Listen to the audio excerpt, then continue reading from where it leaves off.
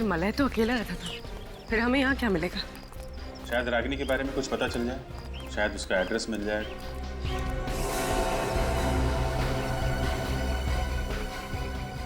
TV चल रहा है अंदर। सर अंदर आत्माएं नाच रही हैं। देखें कौन सी आत्माएं हैं। लेकर 11:30 बजे विंड मिल पे मिलो।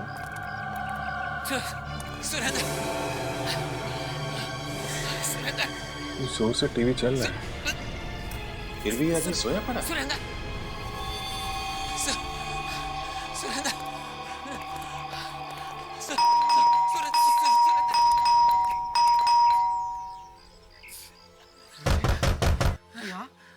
ये खून कुछ गड़बड़ है, दरवाजा तोड़ना पड़ेगा। हाँ, पर तुझे क्या हुआ? तोड़ोगे? सर बस वक्त नहीं है, नीचे आ जा। Good job.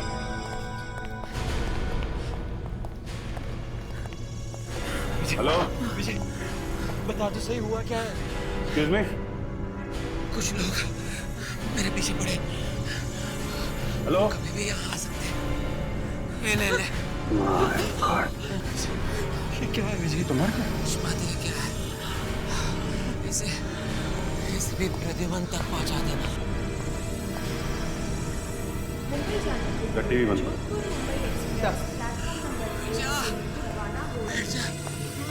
ट्रेन चलने वाली है। घर को अच्छी तरीके से चेक करो। नहीं करते सर।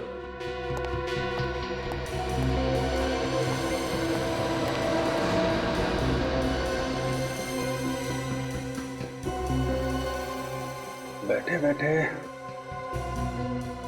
ऐसा लग रहा है टीवी देखते देखते ही मर गया। सर हो सकता है इसे हार्ट अटैक आया। हो सकता है।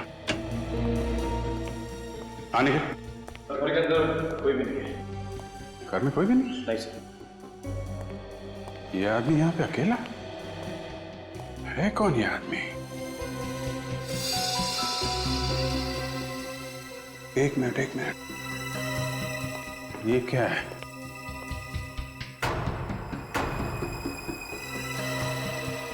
ये क्या है?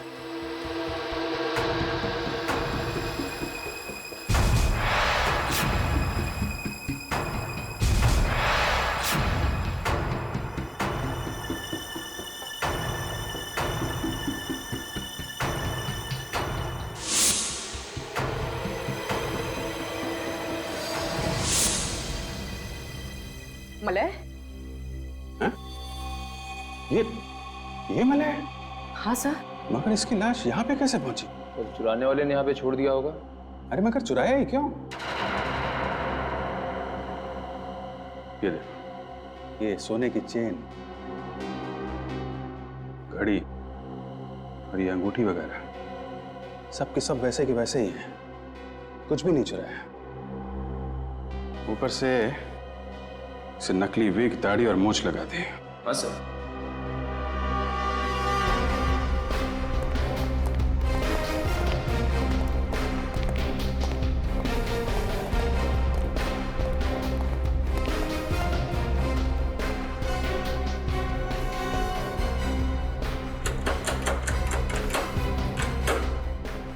लॉक तो बिल्कुल ठीक ठाक है, दरवाजा तोड़ने का कोई निशान नहीं। कहीं ऐसा तो नहीं जिसने मलय की लाश यहां रखी उसके पास इस घर की चाबी हो? चाबी से दरवाजा खोला, लाश को यहां पे रखा और चुपचाप निकल गया। लेकिन एक बात समझ में नहीं आ रही है, खूनी यहां पे मलय की लाश रखने के लिए आया था क्या? क्यों? है कौन वो आदमी? रागिनी तो यहाँ नहीं है। रानी तो फिर कहाँ? वो अपने घर गई हैं। मगर रागिनी तो यहीं पे रहती है ना? सर वो नासिक की रहने वाली हैं। यहाँ मैंने अपना घर उन्हें किराए पर दिया था। ओह, और कब गई वो यहाँ से? आज सुबह कुछ 12 बजे के आसपास। 12 बजे के आसपास? मलय का खून हुआ सुबह 10 बजे और ठीक 2 घंटे बाद 12 बजे वो यहाँ से भाग गई। क्या वो खून में शामिल थी? ये कहाँ फंसा दिया मुझे? अच्छा, रागिनी के घर वालों का नंबर तो होगा ना आपके पास? हाँ सर, है, मैं अभी देता हूँ सर। घर पे फोन करके पता करो कि रागिनी वहां पहुंची है कि नहीं। Yes sir. Thank you.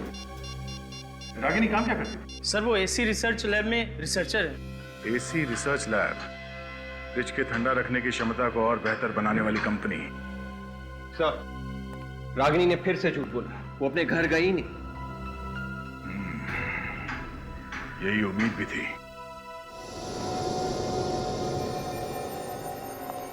अब मैं बोलूंगा तो बोलोगे कि बोलता है।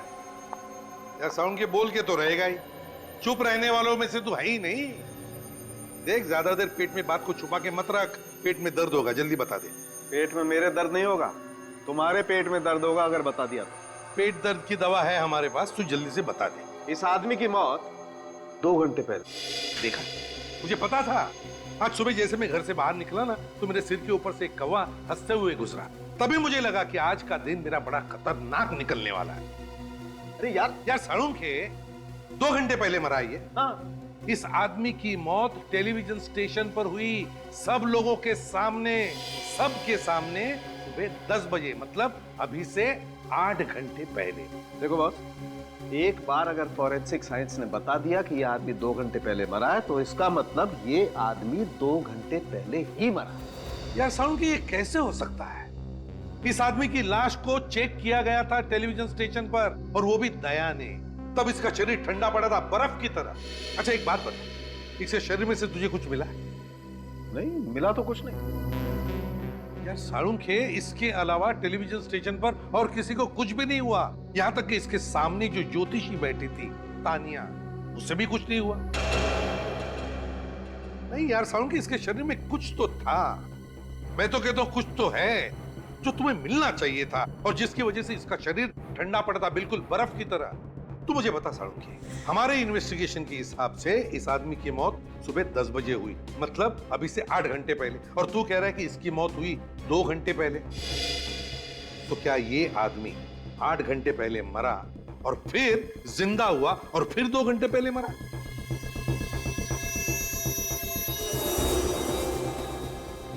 वैसे शरीर ठंडा हो जाने से दिल की धड़कनें तो कम हो जाती। इतनी कम हो जाती है कि ये मरा हुआ लगे? थ्योरी के हिसाब से हाँ।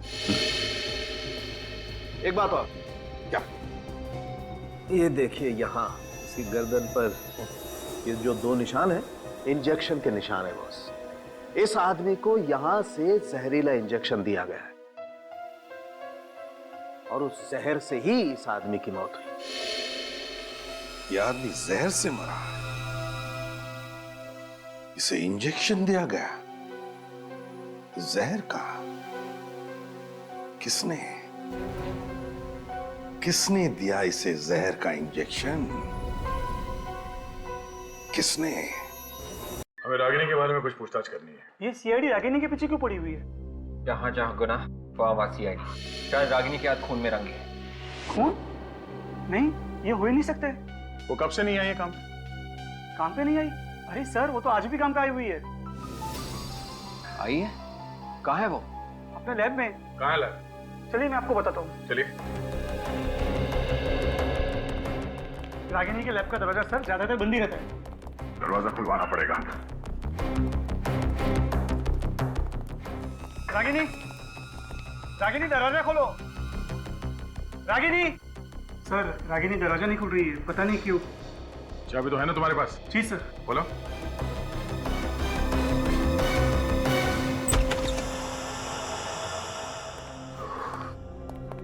कमरे का ठंडा क्यों है?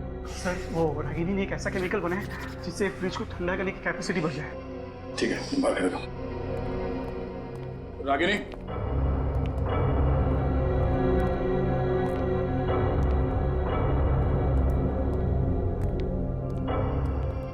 Ragini. My God. Ragini. Sir, इसकी बॉडी तो ठंडी पड़ गई, बिल्कुल बिल्कुल बर्फ की तरह। सर, ये तो मर चुकी है। लगता है ठंड की वजह से इसकी मौत हो गई।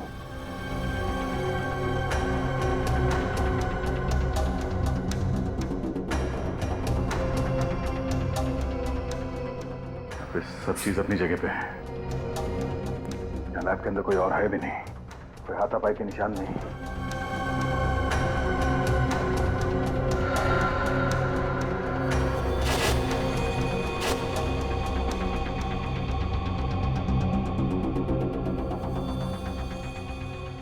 कहीं इस रागिनी डर के मारे आत्महत्या तो नहीं कर ली?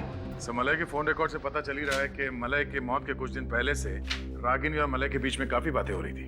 अच्छा, साळुंखे, ये जो रागिनी की लैब में से हमें केमिकल मिला, इसके बारे में क्या पता चला? बॉस, इस केमिकल को अगर इस रूम में छोड़ दिया जाए तो इस रूम में भी बर्फ जम जाएगी। अच्छा, और अगर ये केमिकल किसी इंसान के शरीर में इंजेक्ट किया जाए तो इंसान के शरीर में बर्फ जम जाएगी। और क्या? मलय के शरीर में भी बर्फ जमी थी, मगर थोड़ी देर के बाद वो फिर से जिंदा हो गया था। ये देखो दया, इस सीरीज में ऐसी दवाई है कि शरीर के अंदर बर्फ जम भी जाए तो भी इस दवाई की वजह से उसके दिल की धड़कनें चलती रहेंगी। तो इसका मतलब है आदमी के शरीर का बर्फ पिघल गया और उसके बॉडी का टेम्परेचर नॉर्मल हो गया तो आदमी फिर से जिंदा हो जाता। हाँ बॉस, मतलब साफ है कि रागिनी और मलय दोनों ने मिलकर इस केमिकल की पब्लिसिटी करने का प्लान बनाया है। मलय जब जमीन पर गिरा हुआ था उस वक्त उसे ये केमिकल इंजेक्ट किया गया ताकि उसका दिल काम करता रहे। रागिनी ने पहले से ही भेस बदलने के लिए कपड़े, नकली मूछ और विग का इंतजाम कर रखा था, जो उसने मौका मिलते ही एम्बुलेंस के अंदर छुपा दिया।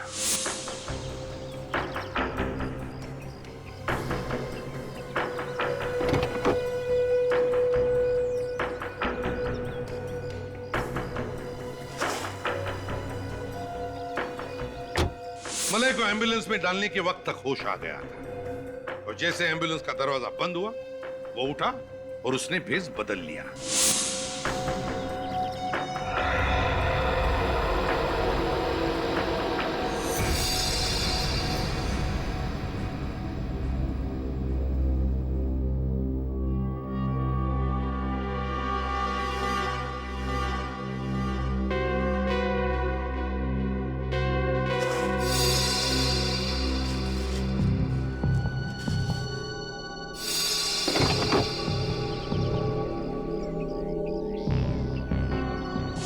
प्लान एकदम सही जा रहा था और उसके अनुसार वो अपने घर पहुंचा।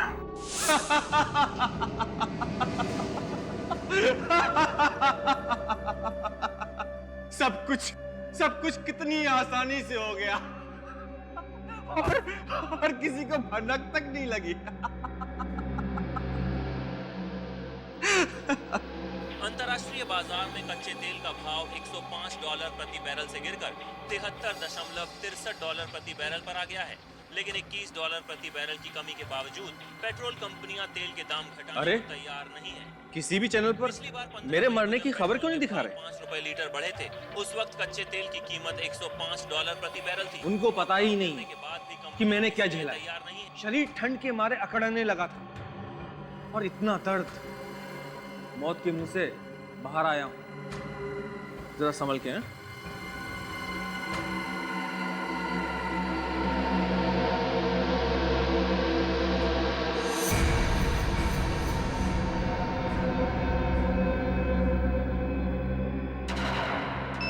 और वहां पे रागिनी पहले से ही उसका इंतजार कर रही थी और उसने मलय को वो जहर वाला इंजेक्शन दे दिया।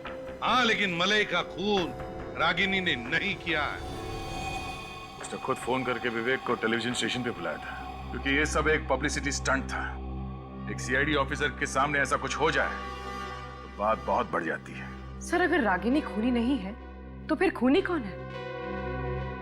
विवेक, एक बात बता सर, मलय के गिरने के वक्त रागिनी कहाँ थी? सर, रागिनी वहां सेट पे नहीं थी, वो कॉरिडोर में ही रुक गई। क्योंकि एम्बुलेंस में उसे वो कपड़े रखने थे। मगर सर, मलय का दिल चलता रहे, उसके लिए उसे इंजेक्शन तो देना ही था। तो इंजेक्शन किसने दिया? विवेक को इंजेक्शन उसी ने दिया जिसे रागिनी और मलय ने अपने प्लान में शामिल कर रखा था। और वो उस वक्त सेट पर था। हाँ दया, समझ गए ना खूनी कौन है?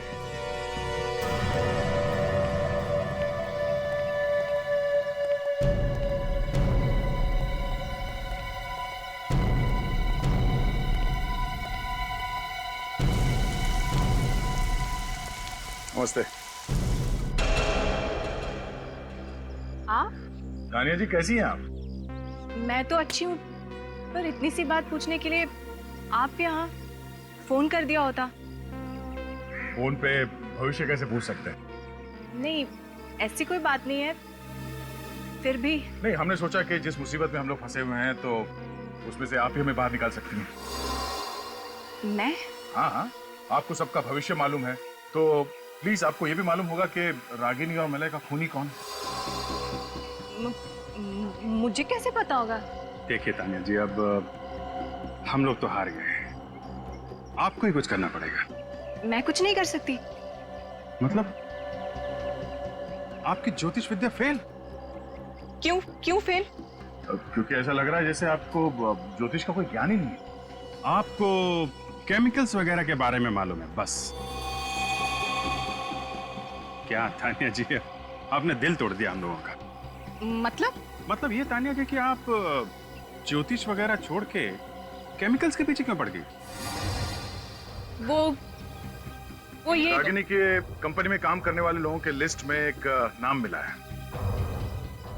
पूरी जरा ने देखा ना, देखे ये पहचानती है या नहीं? इस लड़की को पहचानती हो?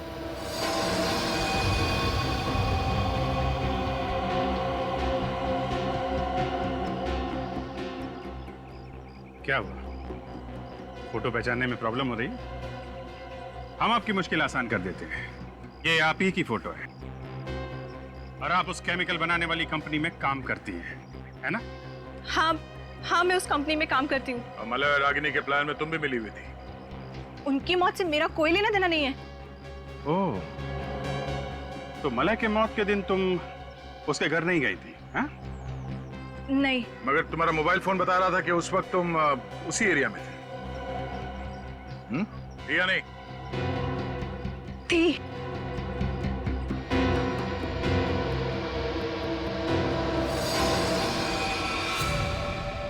खूनी जब भागने की कोशिश करता है ना, तो उसका एक ही इलाज है।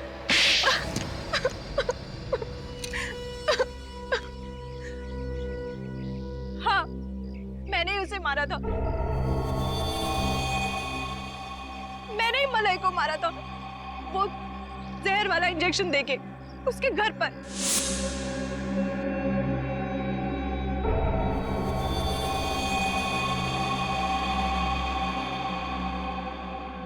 और उस बेचारे को शक भी नहीं हुआ क्योंकि तुम तो उसके प्लान में पहले से ही शामिल थी, है ना? हाँ, मैंने ही उसे कहा था कि वो इंजेक्शन से ज्यादा बेटर फील करेगा। रागिनी को कैसे मारा? उस दिन लैब में मैं उसी के साथ थी और मैंने केमिकल का कंटेनर खोल दिया और कमरे से बाहर चली गई। उस केमिकल ने फौरन उस लैब को ठंडा कर दिया। मगर उसका खून क्यों किया? उस केमिकल की वजह से। केमिकल की वजह से? उसने और मैंने मिलके वो केमिकल बनाया था, लेकिन अपने बॉयफ्रेंड मलय के साथ मिलके वो सारा क्रेडिट ले गई, मेरा नाम तक भी नहीं लिया। और बदला लेने के लिए तुमने उन दोनों का खून कर दिया। लेकिन क्या फायदा हुआ? अब सारी जिंदगी तुम्हें जेल में काटनी पड़ेगी अगर फांसी नहीं हुई तो।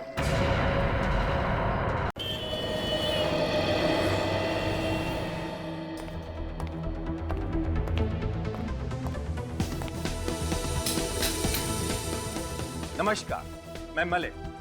एक मजेदार एपिसोड में आप सभी का स्वागत करता हूं। आज एक रहस्य से पर्दा उठेगा, सच्चाई पता चलेगी।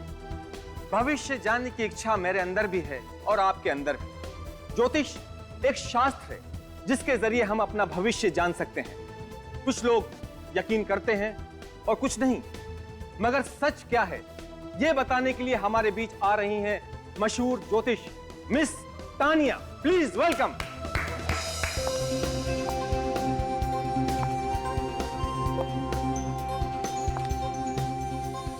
Hello Malay. हेलो, प्लीज आइए। श्योर।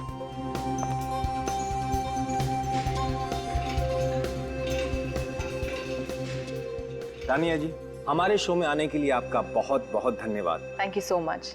ज्योतिष मेरे लिए एक बहुत बड़ा रहस्य है। प्लीज आप हमें बताइए कि आप भविष्य कैसे बताते हैं? हम सब इस ब्रह्मांड का एक हिस्सा है। हमारी सोच पर, हमारे हर एक डिसीजन पर इन सितारों का प्रभाव होता है। अच्छा, तो इन सितारों से हमारी किस्मत जुड़ी हुई है। बिल्कुल, जैसे इन सितारों का रास्ता तय है वैसे ही हमारी किस्मत। इन सितारों को देखकर मैं किसी भी आदमी का भविष्य जान सकती हूँ। तो हमारी किस्मत तय है, हम इसे बदल नहीं सकते। सुनकर थोड़ा डर लगता है। बिल्कुल, मुझे तो पूरा यकीन है कि मैं आपके इस यकीन को परखना चाहूंगा। आप अपनी बात को साबित करने के लिए कोई सबूत दें, जैसे कि आप मेरे भविष्य के बारे में कुछ बातें बताएं। ठीक है, मगर ऐसी कुछ बातें जिससे हम सबको ज्योतिष पर यकीन आ जाए। ठीक है, आप अपना हाथ दिखाइए।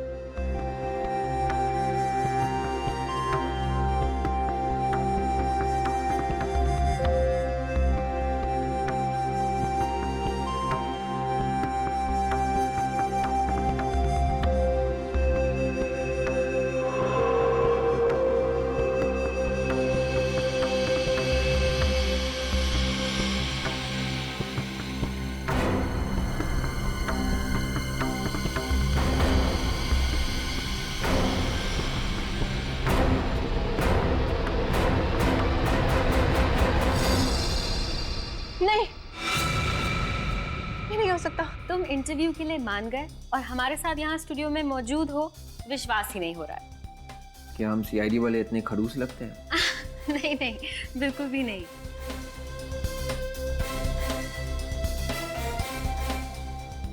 क्या हुआ विवेक, परेशान लग रहे हो? कैमरा और लाइट्स को देखकर नर्वस तो नहीं हो रहे? जी हाँ, ये कैमरा और लाइट्स थोड़ा नर्वस कर रहे हैं मुझे। ओके, ठीक है विवेक, नो प्रॉब्लम। हम इंटरव्यू से पहले एक रिहर्सल कर लेते हैं ताकि तुम्हें कैमरा और लाइट्स की आदत हो जाए। जी शुक्रिया। अब विवेक, ये बताओ कि तुम सीआईडी में कब आए? यही कोई हो गए होंगे 5-6 साल। अच्छा, तो कैसी होती है सीआईडी ऑफिसर्स की जिंदगी? थोड़ी मुश्किल है पर बहुत ही दिलचस्प। विवेक, अब एसीपी अभिजीत और दया सर जैसे सीनियर ऑफिसर्स के साथ काम करने के बारे में कुछ बताइए ना हमें। देखिए, उनके साथ काम करना बहुत बड़ी बात है। एक परिवार के जैसे रखते हैं सबको। उन्होंने मुझे बहुत कुछ सिखाया, बहुत कुछ, और मदद के लिए हमेशा तैयार रहते हैं। Very nice. मगर आपके असली परिवार का क्या? आपके माता पिता को डर नहीं लगता? लगता है। मेरी माँ को हमेशा मेरी चिंता लगी रहती है, लेकिन उन्हें गर्व है कि मैं समाज के काम आ रहा हूँ। विवेक, एक और बहुत इम्पोर्टेंट सवाल है और उस सवाल को पूछे बगैर मैं आपको इस स्टूडियो में से जाने नहीं दे सकती। देखिए प्लीज, शादी के बारे में मत पूछना, ऑलराइट? नहीं नहीं, शादी के बारे में तो हम जरूर पूछेंगे, लेकिन बाद में। अभी आप मुझे प्लीज फ्रेडी सर के बारे में कुछ बताइए ना। Freddy sir? हाँ। क्या हुआ विवेक, फ्रेडी सर का नाम लेते ही आपने हंसना शुरू कर दिया? वो बस फ्रेडी सर। विवेक, फ्रेडी सर का नाम सुनते ही आपका ये हाल है, तो आपके साथ काम करते हुए क्या हाल होता होगा? जी हाँ, बिल्कुल पूछिए मत। सॉरी।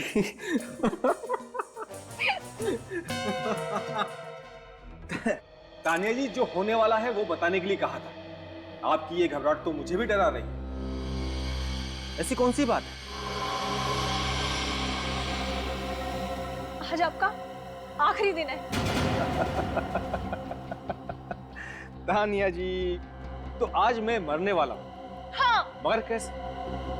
मैं तो बिल्कुल फिट हूँ, मुझे कोई बीमारी भी नहीं, और मैं गाड़ी भी सेफली ड्राइव करता हूँ। फिर मेरी मौत कैसे होगी? ये मुझे नहीं पता। कमाल है, मेरी मौत होगी ये पता है, मगर कैसे होगी ये नहीं पता। मैंने तुम्हारे हाथ की रेखाएं पढ़ी हैं और मैं ये नहीं लिखा। ताज्जुब है, रेखाओं में अधूरी बात क्यों लिखी हुई है?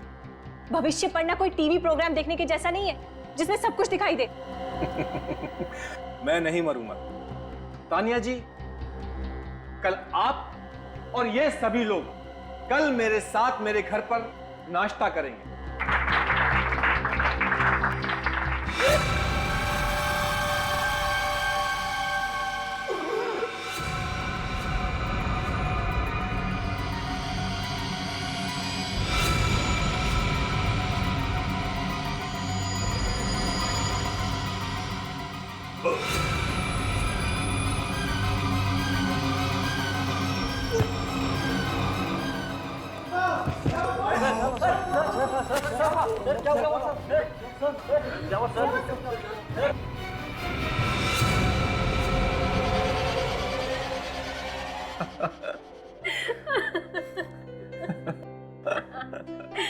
विवेक, बिल्कुल विश्वास नहीं होता कि तुम इतना मजाक कर सकते हो। अब आपको सच बातों पर हंसी आती है तो क्या करें? अरे वाह, वेरी नाइस विवेक। ऐसा लगता है पूरी तरह से कंफर्टेबल हो गए हो। तो इंटरव्यू शुरू करें? बिल्कुल। ठीक है, तो मैं अपने कैमरामैन और बाकी के सारे क्रू को बुला लेती हूँ। प्लीज।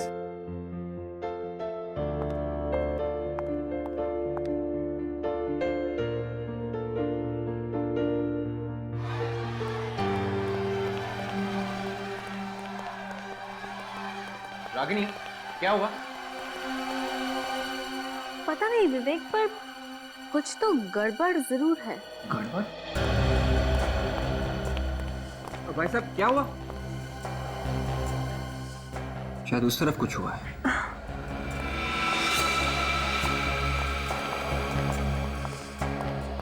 एक मिनट पीछे होइए प्लीज प्लीज। मैम प्लीज एक मिनट। क्या हुआ इसे? क्या हुआ इसे? भाई साहब, भाई साहब।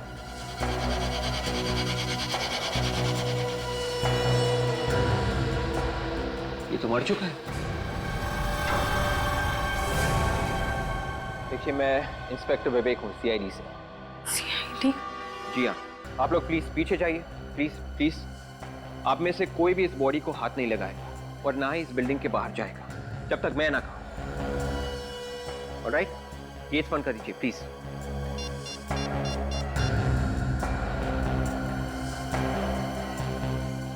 हेलो सर, मैं फ्यूचर न्यूज चैनल से बात कर रहा हूँ। आप लोग जल्दी आइए सर, यहाँ पे एक खून हुआ है सर। खून हुआ है? Are you sure कि ये खून हुआ है? आप कौन? सर, ये मशहूर एस्ट्रोलॉजर तान्या हैं। इन्होंने अभी अभी बताया था कि इनकी मतलब मलय की मौत होने वाली है। तान्या जी?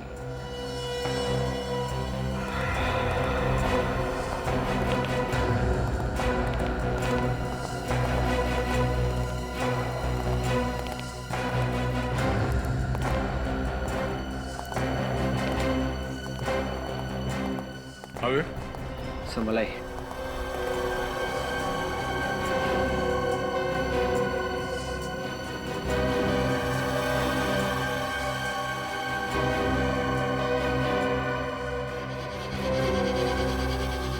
मुट्ठी बंद कर रखी है।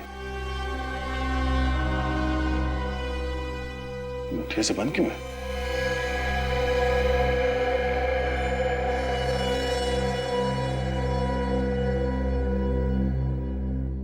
लाश तो इतनी ठंडी हो गई, एकदम बर्फ की जैसे। हाँ सर, इसकी मौत बड़ी अजीब तरीके से हुई है, इसीलिए मैंने आपको फोन किया। मगर इसकी मौत तो अभी हुई है ना, थोड़ी देर पहले। जी हाँ सर।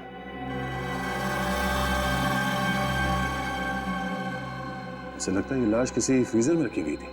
सर, लाश भी यहीं पे पड़ी हुई थी और इसकी मौत भी सबके सामने ही हुई। बॉडी अकड़ भी गई है। राइगर मोर्टिस को होने में कम से कम 4-5 घंटे लगते हैं। इतनी जल्दी ये बॉडी कैसे अकड़ गई?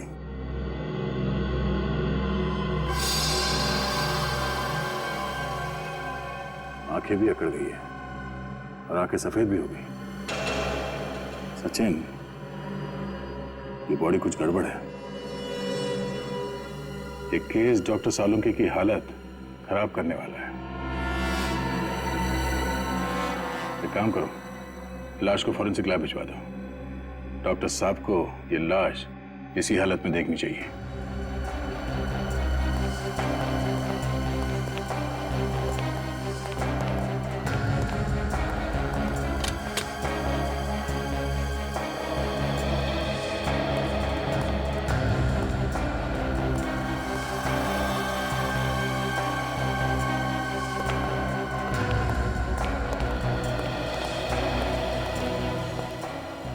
सर, एक और बात है।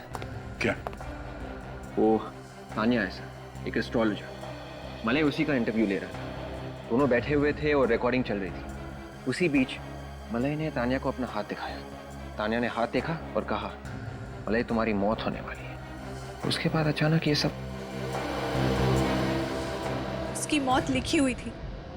मौत को जब आना होता है वो आकर रहती है, उसे कोई नहीं टाल सकता। तो हम ये समझे कि जैसे ही आपने उस आदमी का हाथ देखा, आपको मालूम पड़ गया था कि ये आदमी ऊपर जाने वाला है। जी हाँ। तानिया जी, आपको एक बात बोलूं? मैं आपके बारे में कुछ नहीं बताऊंगी। हमने बड़े बड़े पाखंडी और तांत्रिकों को देखा है, समझी? ज्योतिष विज्ञान कोई पाखंड नहीं है। तो क्या ज्योतिष विद्या एक करंट की तरह है, हा? जो हाथ में तार लगा और फौरन झटका लगा? क्यों? मतलब उस आदमी का हाथ देखते तुम्हारे दिमाग ने बोल दिया कि आदमी मरने वाला है। हा? तुम क्या अंतर्यामी हो, भगवान हो, क्या हो तुम? सर, ये भी तो हो सकता है कि ये खूनी के साथ मिली हुई हो। ये आप क्या कह रही हैं? मौत तो ऊपर वाले के हाथ में होती है, हम तो सिर्फ एक जरिया हैं। और मैं चाहकर भी मौत को नहीं बुला सकती। तो मलय कैसे मर गया?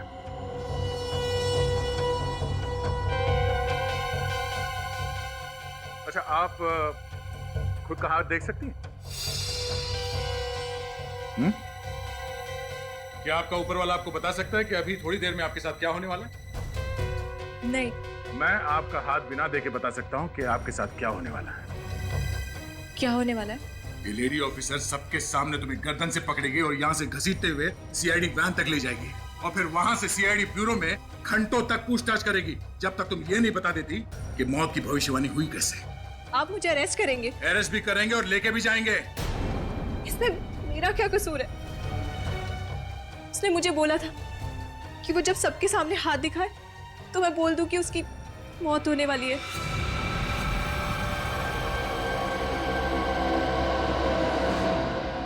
देखा, सीआईडी के सामने भविष्यवाणी भी बदल जाती है। मुझे भविष्यवाणी करने के लिए कहा गया था सर। मलय ने कहा था? जी हाँ। तुम सच बोल रही हो? मैं सच बोल रही हूँ सर। अगर मैं गुनहगार होती तो मैं वहां क्यों रुकती? मलय मरने वाला था और उसे इस बात की कोई चिंता नहीं थी। मलय मरना क्यों चाहता था? चक्कर क्या है?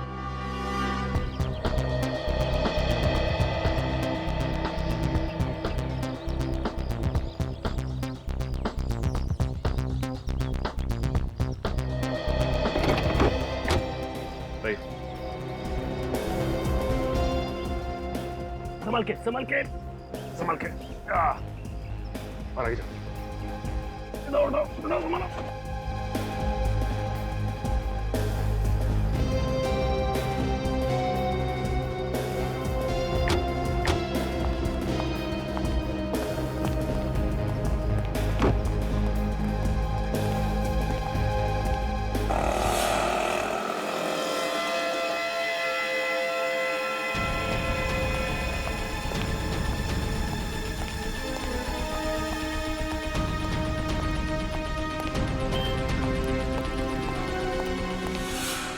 ताला लगाओ। सिक्योरिटी वाला कहाँ गया? सिक्योरिटी,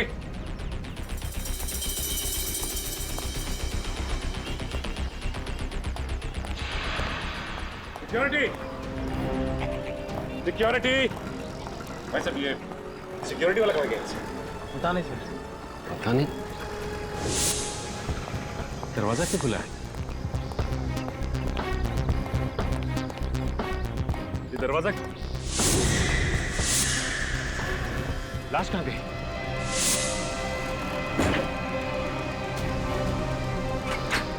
लाश कहाँ गई? लाश? पता नहीं साहब, कहाँ गई? पता नहीं। कमाल है। तुम लोग यही थे ना? हाँ साहब, हम तो यहीं पर थे। तुम यहीं पे थे, फिर भी लाश गायब हो गई। मलय क्या शो कर रहा था, वो शो दिखाओ। बिल्कुल, मुझे तो पूरा यकीन है कि मैं आपके इस यकीन को परखना चाहूंगा।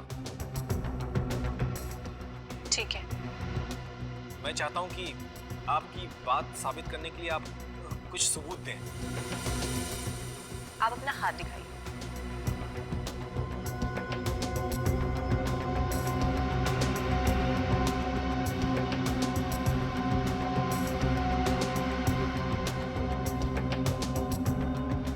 ये नहीं हो सकता। नहीं हो सकता। आपकी घबराहट तो मुझे डरा रही है। आज आपका आखिरी दिन है। एक मिनट, जरा पॉज करो, रिवाइंड करो उसे, प्ले करो। ये बार बार अपनी घड़ी की तरफ क्यों देख रहा है? हाँ सर, और बार बार पसीना भी आ रहा है। लगता है मलाई कोई टेंशन में था।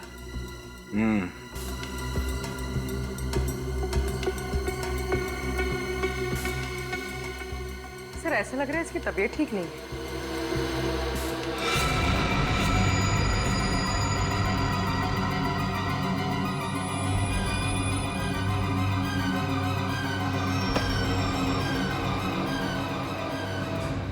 क्या बात है सर? ये मलय अपने प्रोग्राम में अजीब अजीब करतब कराने में बहुत मशहूर था। कहीं ये भी उसके दिमाग का फितूर तो नहीं? हा? ये भी प्लान था? नहीं सर, ऐसा कोई प्लान नहीं था। मतलब ये मौत एक आत्महत्या है? मलय का शरीर बर्फ की तरह जम गया था, कैसे? मुझे कुछ नहीं पता सर। मैं तो सिर्फ ये सोच रहा हूँ कि उसके बिना मैं शो कैसे करूंगा।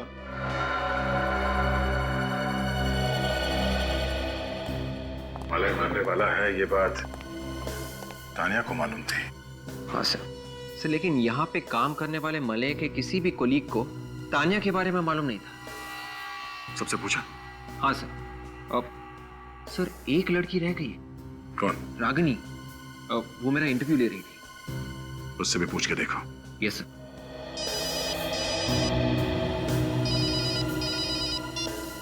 हाँ सचिन।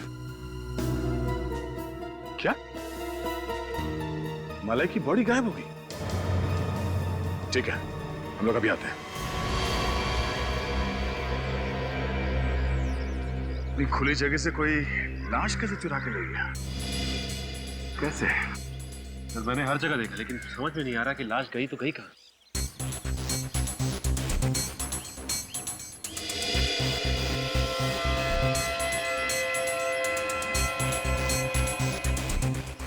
एम्बुलेंस के नीचे सब बंद है, कोई ड्रेनेज एग्जिट भी नहीं है।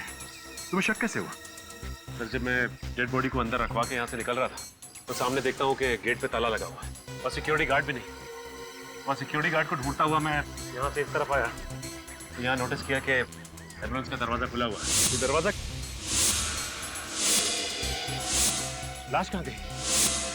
ओ, मतलब तुम यहाँ से गेट की तरफ चल के गए, तुमने पीछे मुड़ के नहीं देखा और उसी दौरान किसी ने मलय की लाश को यहाँ से गायब कर दिया। तो सर, और इन्होंने भी नहीं देखा मुझे।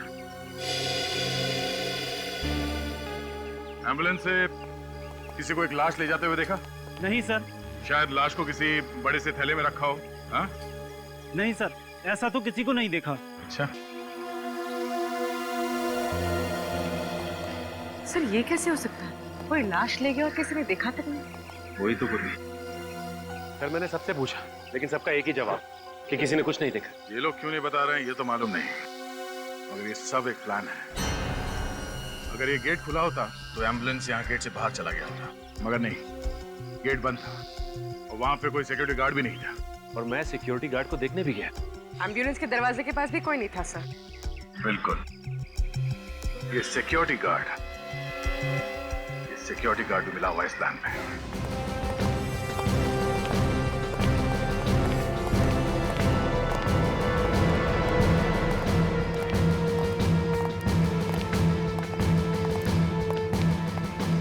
तुम यहाँ गेट पे सिक्योरिटी करते हो?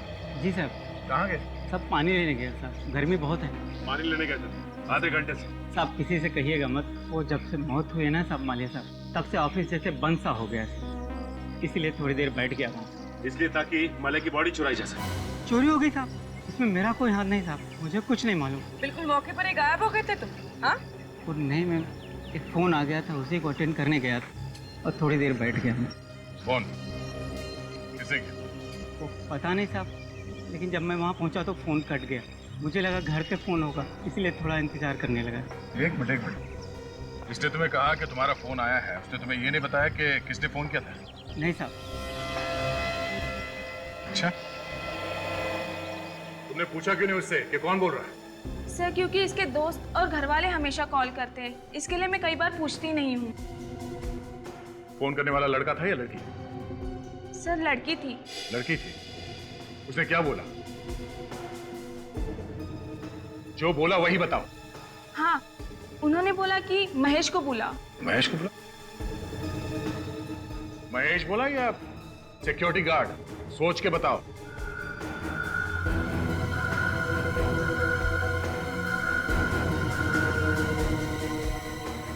सॉरी सर, सिक्योरिटी गार्ड बोला था। Security guard? हाँ सर, कहा था कि जो मेन गेट पे सिक्योरिटी गार्ड है उसे बुलाओ।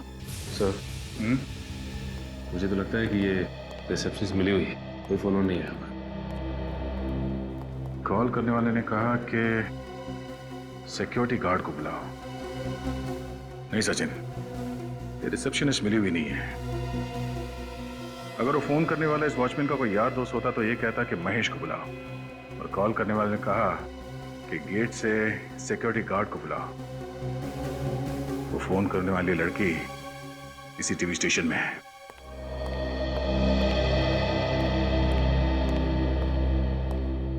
ये रागिनी का फोन क्यों नहीं लग रहा है?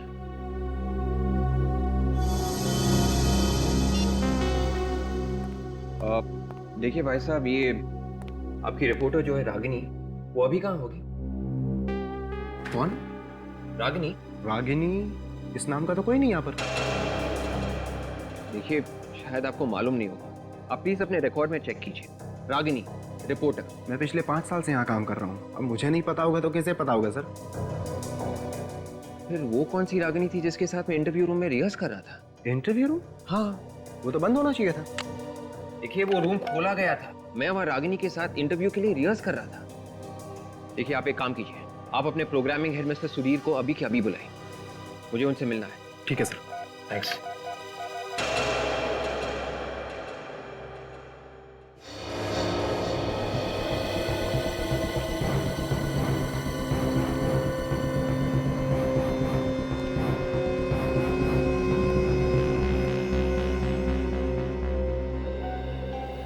मिस्टर सुधीर, आपको मालूम है कि मेरा इंटरव्यू यहाँ पे होने वाला था? आपका इंटरव्यू यहाँ पे? जी हाँ। नहीं सर, इस बारे में मुझे कुछ नहीं मालूम। देखिए, आपकी रिपोर्टर रागिनी ने मुझे यहाँ इंटरव्यू पे बुलाया था, कैमरा यहाँ पे लगा हुआ था, रागिनी यहाँ पे बैठी थी और मैं यहाँ पे, हमारे बीच बातचीत शुरू हो गई थी। फिर अचानक, अभी समझ में नहीं आ रहा है कि यहाँ पे ना तो कोई रागिनी को जानता है और ना ही इस इंटरव्यू के बारे में। हाँ सर, रागिनी नाम की कोई रिपोर्टर नहीं है और ना ही यहाँ पे कभी काम करती थी। मैं तो खुद ताज्जुब में हूँ कि ऐसा कैसे हो गया। ये सारी तैयारी अपने आप तो नहीं होगी, यहाँ पे कुछ तो होने वाला होगा ना? हाँ सर, मलाए यहाँ पे एक इंटरव्यू लेने वाला था। मलाए तो दूसरे इंटरव्यू में था, तो फिर यहाँ कौन सा इंटरव्यू? उस इंटरव्यू के खत्म होने के बाद वो दूसरा इंटरव्यू यहाँ पे लेने वाला था। अच्छा, तो ये रूम खाली था, ये बात रागिनी को मालूम थी, तभी उसने ये सारा प्लान बनाया। मिस्टर सुधीर, आपके टीवी स्टेशन का ही कोई आदमी है जिसने ये बात रागिनी को बताई थी। कौन है वो? किसी पे कोई शक? नहीं सर। कोई तो है मिस्टर सुधीर, कोई तो है। कौन?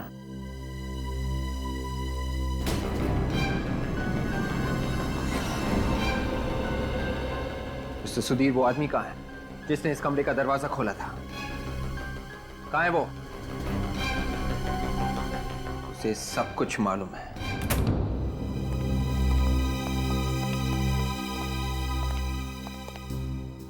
कहाँ है वो?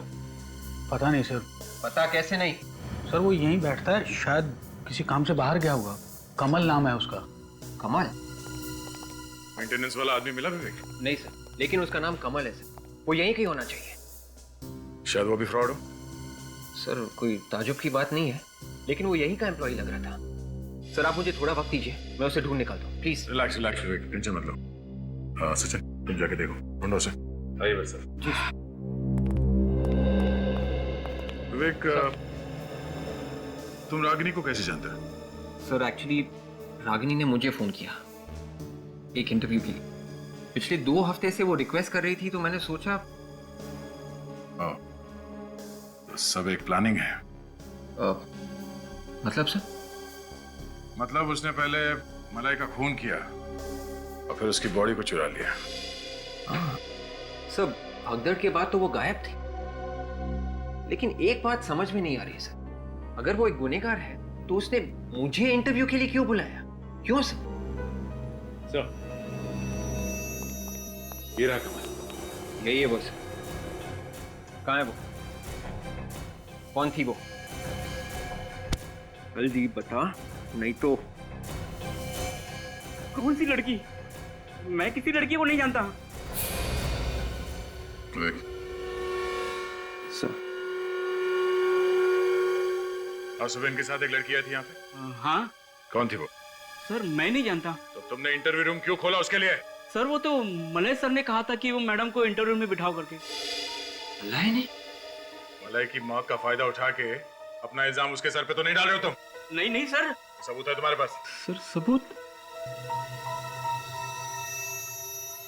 हाँ है सर, एक मिनट।